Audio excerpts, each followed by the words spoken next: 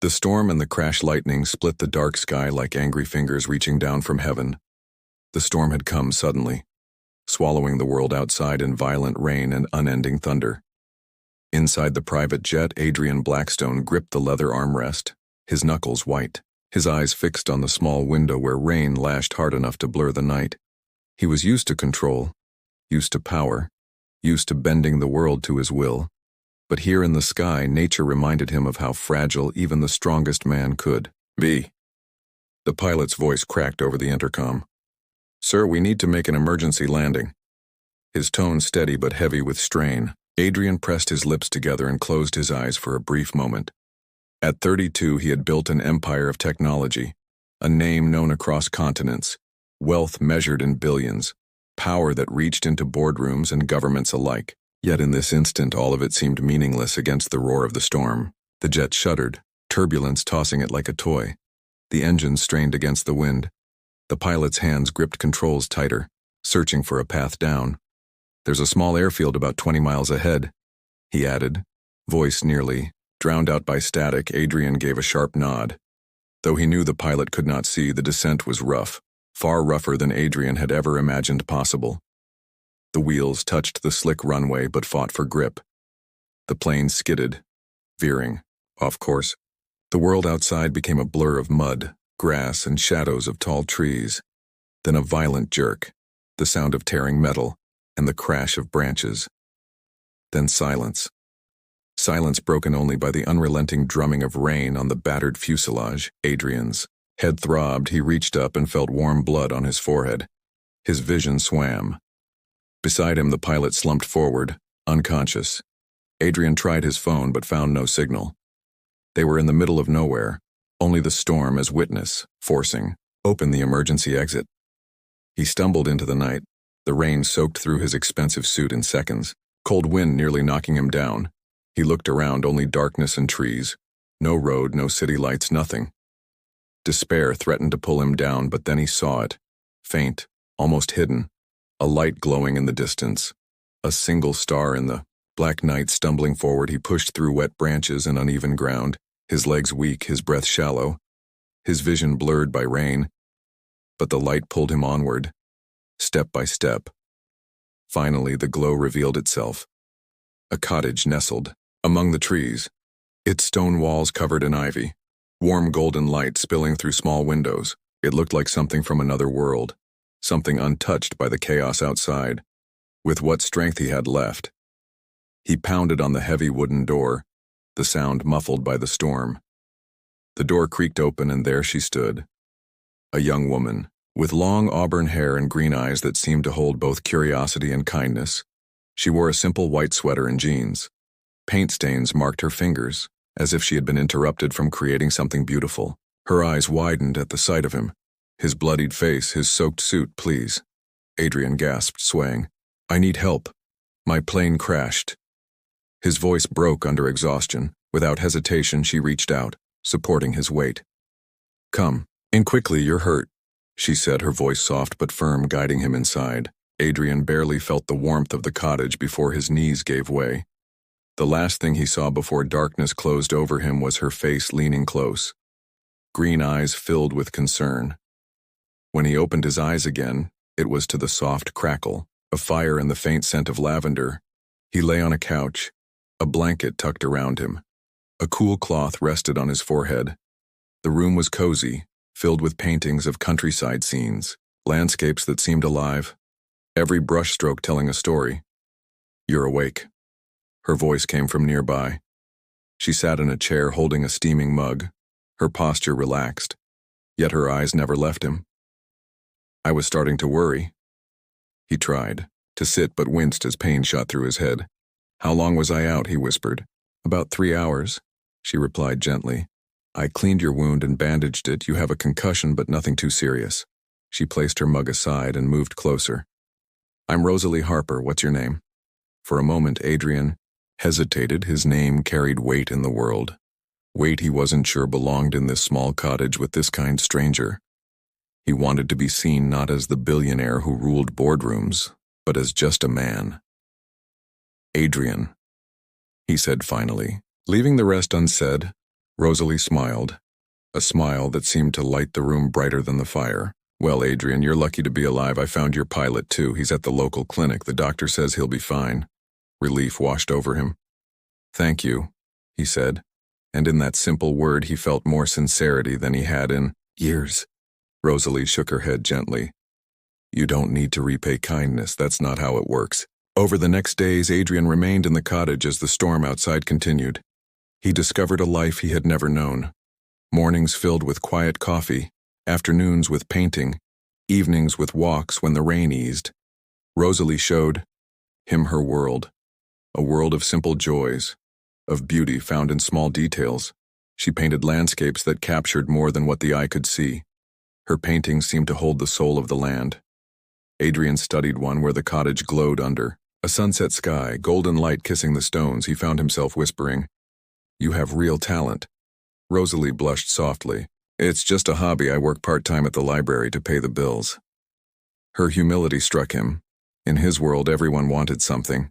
But here was a woman content, creating beauty not for fame, not for wealth, but because her heart told. Her too. It was refreshing, it was disarming, it was dangerous. Adrian spent hours listening to her, sometimes helping with small tasks around the cottage, fixing a loose latch, carrying logs. Though unused to manual work, he found strange satisfaction in it. Rosalie never treated him like someone above her. She spoke to him as if they were equals, as if his worth was measured not by money, but by the sincerity of his presence. And so the days passed, storms outside, but inside a quiet calm began to grow, healing, and two worlds colliding. The storm did not pass quickly. Rain kept falling day after day, the sky heavy with dark clouds that refused to break. Adrian remained in Rosalie's cottage, each morning waking to the smell of coffee and the soft crackle of fire. His body healed slowly, but something deeper inside him began to shift too. In the beginning, he felt restless. He was a man used to schedules, meetings, flights, decisions worth millions made every hour. Yet here there was nothing to control, nothing to conquer, only the sound of rain on the roof and the quiet presence of Rosalie moving about the small rooms. At first the silence pressed on him like a weight, but soon he began to notice how peaceful it could be. Rosalie treated him with a gentle firmness.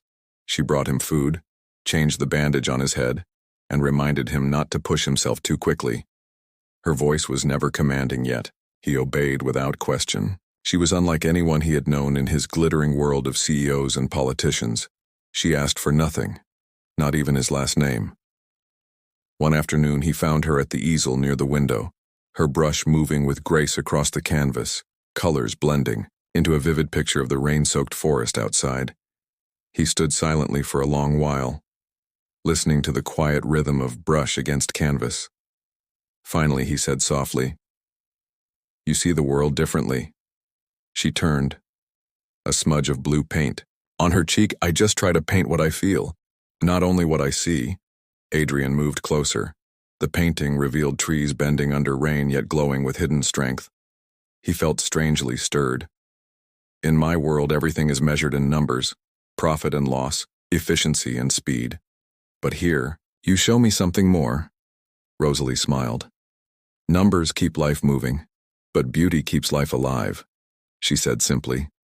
Their days settled into a gentle pattern. Mornings began with simple breakfasts, bread warmed over the fire, sometimes fruit, always coffee that Rosalie brewed carefully. Adrian found himself enjoying these moments more than any lavish meal he had eaten in glass towers. In the afternoons, she walked with him through the woods when the rain softened, pointing out wildflowers and birds. He noticed how she stopped, often kneeling to touch petals, pausing to listen to birdsongs. She moved slowly, as if every step mattered. Adrian realized how often he had rushed through life without seeing anything, without hearing anything. During evenings they would sit by the fire, sometimes speaking, sometimes silent. Rosalie would read books from the library where she worked, her voice soft, filling the cottage with calm. Adrian listened and thought about how rare it was for him to truly hear someone, to be present without needing to plan the next deal or the next city. He also began to help her with small things. At first awkwardly, he was not used to chopping wood or carrying water, but Rosalie's laughter encouraged him. She never mocked his clumsy attempts. Instead, she treated him like a partner. Slowly, he grew to like the weight of the axe in his hands, the ache in his arms after a task well done. It gave him a sense of reality he had long forgotten. Yet beneath the warmth of these days, Adrian carried a quiet fear. He had not told her who he was. He was simply Adrian, a man who had survived a storm. He wondered how she would see him if she knew the truth. Would she treat him the same, or would she look at him with the same eyes as the rest of the world, calculating, expecting, demanding? One night the storm outside grew violent again. Thunder rolled like drums of war. Lightning flashed against the window. Adrian saw Rosalie sit a little closer to the fire. Her arms wrapped around herself. Though she tried to hide it, he could see the tension in her shoulders. He moved closer, his voice low. "Does the storm frighten you?" She hesitated, then nodded. "When I was a child, a storm destroyed part of our home. Since then, the sound of thunder always makes me uneasy." Adrian reached out, his hand resting gently on hers, his voice tender. "You're safe now. Storms can shake the world outside, but inside here nothing will harm you." She looked at him then, her green eyes shining in the flickering light. For a moment, the storm faded. Silence wrapped them. Adrian felt his chest tighten with something he had not felt in years, something both frightening and beautiful. "Are you sure you want this?" he asked softly, the words escaping before he could stop them. He meant more than the moment. More than the storm. He meant the closeness, the trust, the fragile bond growing between them. Rosalie's lips curved into a small smile. "Yes," she whispered. "I want to believe in something safe, even if the storm rages outside." Adrian held her gaze, and in that instant, he realized that all the power he had gathered in the world could not compare to the purity of trust shining in her eyes. It humbled him, it frightened him, and it drew him closer. The days that followed only deepened this quiet connection. Adrian found himself opening up in small ways, telling her stories from his youth, not the glamorous version written in magazines, but the lonely child who spent nights staring out windows, wishing for more than numbers and success. Rosalie listened, without judgment, sometimes placing her hand on his to show she understood. For her part, she told him about her dreams, how she wanted to hold an exhibition one day, to share her art with more people.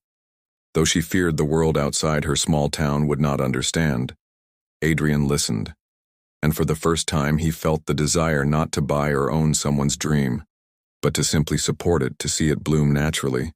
Slowly the storm outside began to clear. Rays of sunlight broke through gray clouds. The world smelled of wet earth and renewal. Adrian knew soon he would have to face reality again.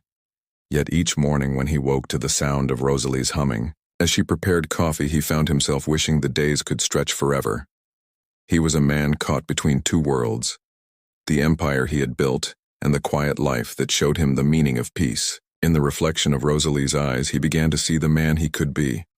Not the billionaire the world expected, but simply a man capable of love, capable of being loved. And as he watched her one evening painting by the fading light, he realized, with a shock, that he was afraid, not of storms, not of business rivals, but of losing this fragile connection that had become more precious to him than all the wealth he had ever owned. Secrets and discoveries. The rain eased at last. Days grew calmer. The forest glistened with droplets that shone like jewels in morning light. Adrian's strength returned little by little, though he still carried the bandage on his forehead. The concussion no longer clouded his thoughts, but his heart felt heavier than ever. He knew he carried a truth he had not spoken, a name that, if revealed, could change everything inside this quiet cottage. He watched Rosalie often when she painted, her auburn hair catching the sun, her brush moving in gentle strokes. She painted not just the world, but what she felt inside it. Adrian realized he had never looked at anything the way she looked at her art, with patience, with tenderness, with hope. One afternoon she placed a half-finished canvas aside and said, quietly, "Sometimes I wonder if you're hiding something." Her eyes met his, not accusing, only curious. His heart jumped. "Why do you say that?" he asked, trying to steady his voice. She shrugged lightly. Because you speak like someone who has seen more of the world than you admit. Because your hands are not the hands of a man who works with tools every day. Because sometimes when you stare into the fire, your eyes carry the weight of cities, Adrian. Lowered his gaze. Silence stretched. He wanted to tell her everything, to explain that his world was made of glass towers and restless airports, but fear held him back. Fear that once she knew his name, she would never look at him the same way again. I have lived differently. Yes, he said slowly. But here, with you, I feel as if I am living for the first time. Rosalie studied him for a moment, then smiled gently. That is enough for me, she said, and turned back to her paints. But the secret weighed on him. Each passing day it pressed harder. He found himself walking the woods alone, trying to understand his own heart. He had spent his life conquering markets and rivals. Yet he trembled, now at the thought of losing the trust of one simple woman. That evening the storm returned, not as fierce as before, but enough to rattle the windows. Rosalie sat near the fire, her shoulders tense. He remembered her fear of storms.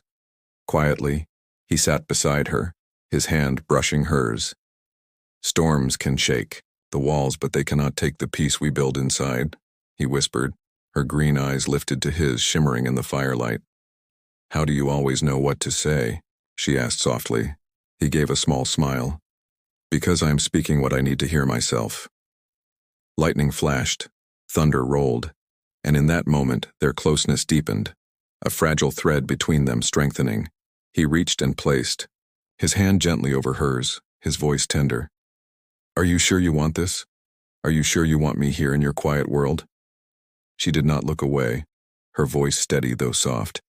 Yes, because storms pass, but kindness remains. I would rather risk believing in someone than live forever safe but alone. Her words pierced him, humbling him. For years he had been surrounded by people who sought only his wealth or his power. But here was a woman who chose to trust without knowing what he possessed. The following days brought small discoveries. Adrian learned to cook simple meals under Rosalie's guidance, burning the bread at first, spilling water, but laughing with her as he tried again. She taught him the rhythm of ordinary life. He showed her small tricks he had learned during his travels, tying strong knots, repairing hinges with improvised tools. They shared laughter, silence, and stories. One morning while gathering firewood, Adrian found an old oak tree split by lightning long ago, scarred yet still standing tall. He touched the rough bark and thought of himself, broken in ways yet still alive. He carried a piece of the bark back to the cottage, handing it to Rosalie. This tree reminds me of you, he said. Hurt once, but still strong. Rosalie held the fragment of bark and smiled. Then perhaps it reminds me of you too, she answered. Their bond grew. Yet the outside world edged closer. Adrian heard the faint hum of distant vehicles one night. Perhaps search teams, perhaps locals. Reality was not far away, and with it the truth he still kept hidden. Rosalie noticed his unease. Are you worried about leaving? She asked gently. He hesitated, then nodded. Yes, because leaving means losing this, losing you. She reached out and touched his arm. Nothing is lost if it has changed you. Whatever storm brought you here, perhaps it was meant to. Her words soothed him, but they also deepened his conflict, for he knew soon she would learn who he was.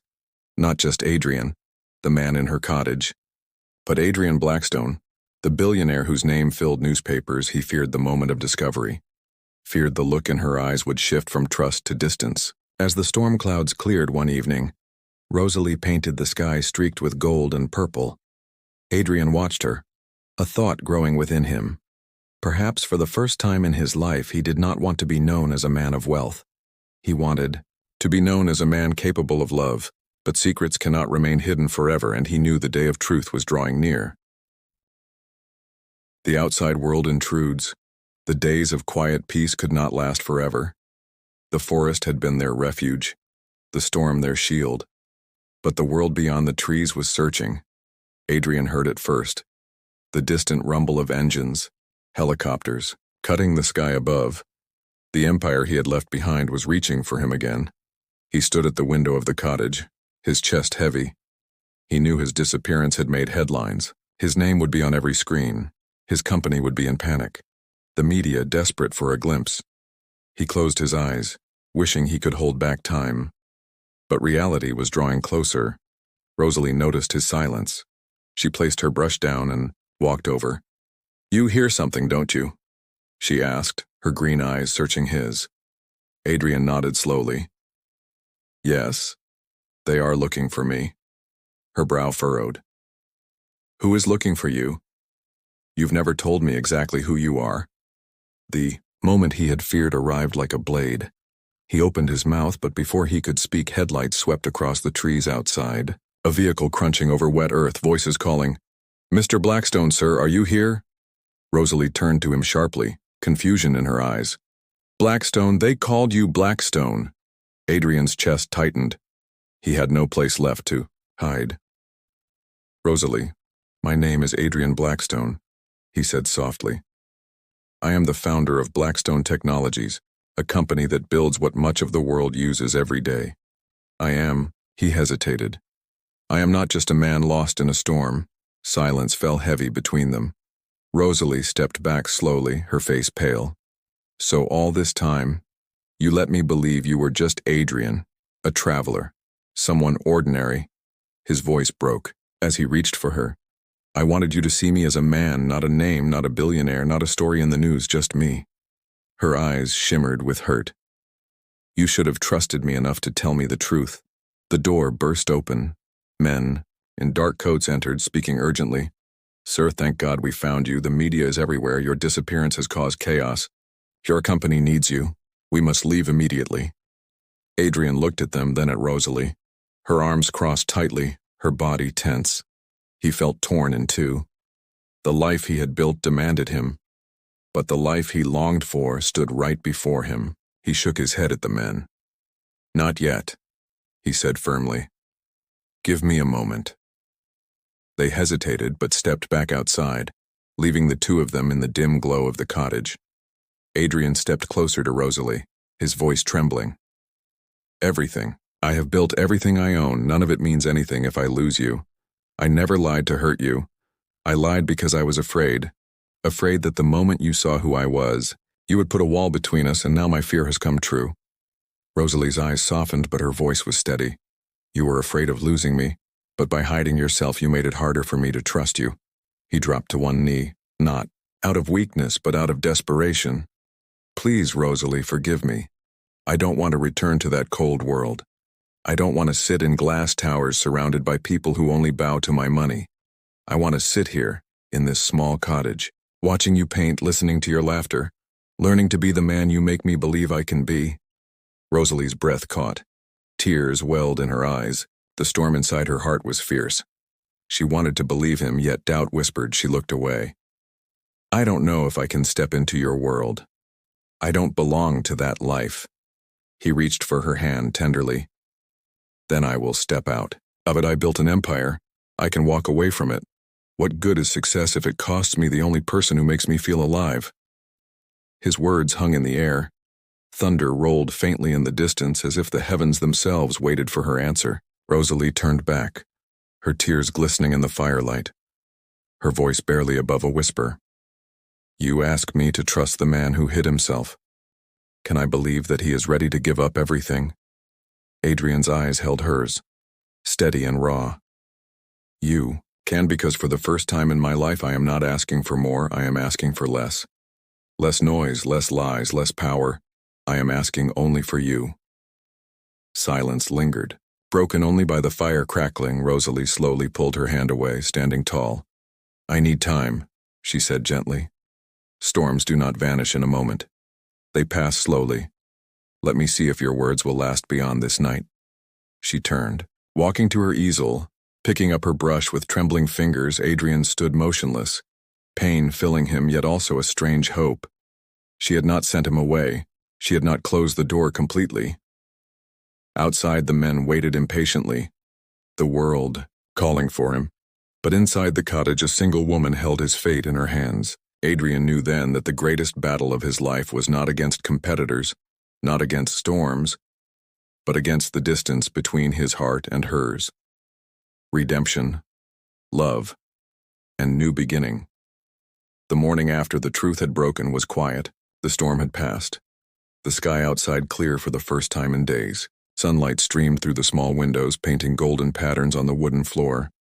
Adrian sat on the couch, his head heavy with thoughts.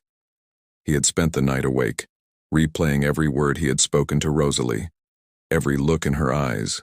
Rosalie moved about the cottage silently, making tea, her movements calm but distant. She did not look at him often, and each moment she turned away felt like a knife in his chest. He had faced boardrooms full of ruthless rivals without flinching. Yet here, before this one woman, he felt more fragile than he ever had in his life. Finally he stood, his voice steady, but low. "Rosalie, I cannot undo the way I came into your life, but I can choose the way I move forward. I am ready to step away from everything. From the empire, from the noise. I want to live a life that means something. Not to the world, but to you."